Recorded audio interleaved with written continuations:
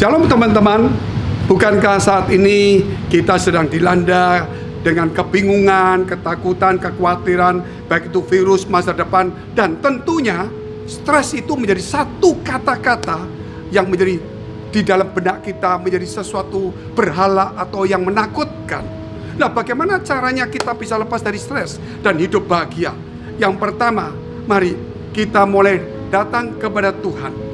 Belajar untuk datang kepada Tuhan, saudara, dan kita juga belajar untuk menyerahkan segala kekhawatiran kita kepada Tuhan. Karena apa? Karena dikatakan 1 Petrus pasal 5, firman Tuhan berkata, serahkanlah segala khawatirmu kepada Tuhan, karena Ia memelihara kita. Mengapa kita stres? Karena kita memaksakan diri kita, keinginan kita, padahal Tuhan memberikan kepada kita jalan yang lebih baik daripada yang kita pikirkan. Kita boleh berusaha, tetapi ingat, usaha manusia, tetapi Tuhan yang menentukan. Kita boleh usaha, tetapi jangan dipaksakan kalau tidak bisa. Tetap mengucap syukur, pasti ada rencana yang indah di baliknya. Seperti Yusuf, dia mau cari anak yang dimanja, Tuhan rubah menjadi budak, kemudian menjadi perdana menteri. Bukan hanya itu, kita harus belajar untuk poin yang kedua, yaitu berharaplah kepada Tuhan. Kenapa? Karena dikatakan di tangan kanannya umur panjang, di tangan kirinya kekayaan kehormatan. Amsal 3 ayat 16. Jadi saudara tidak ada yang lain. Saudara berharap kepada Allah. Mau umur panjang, mau kekayaan, kehormatan ada di tangan Dia. Bukan hanya itu, yang ketiga, berpikirlah positif.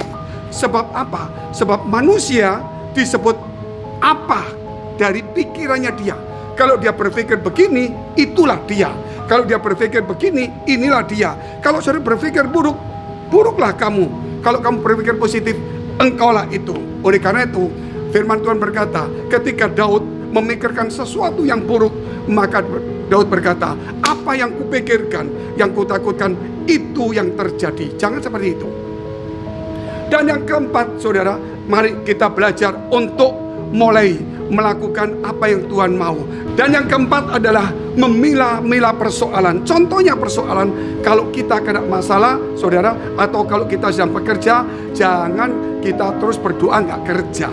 Jadi kita pilih apa yang perlu kita bawa kepada Tuhan dan apa yang perlu kita kerjakan. Jangan waktu kita kerja kita cari Tuhan, waktu cari Tuhan kita kerja, itu kesalahan. Contoh-contoh yang sedang saya latih kepada jemaat. Kalau kita kerja, tunjukkan profesionalmu. Bukan tunjukkan keagamaanmu. Kita pakai salib yang besar, kita pakai baju keagamaan, tidak ada gunanya. Karena apa? Karena yang dibutuhkan adalah hasil kerjanya. Soal hubungan dengan Tuhan adalah hubungan pribadi. Oleh karena itu, ketika kita stres, kembali kepada visi. Tuhan Yesus memberi contoh. Ketika dia di Taman Getsemani, dia berkeringat seperti darah. Namun dia berkata, kehendakmu yang jadi. Inilah jalan keluarnya, supaya kita bahagia. Sampai jumpa. Nah, don't forget, like, share, subscribe YouTube channel Best Church. Sampai jumpa. Tuhan Yesus memberkati.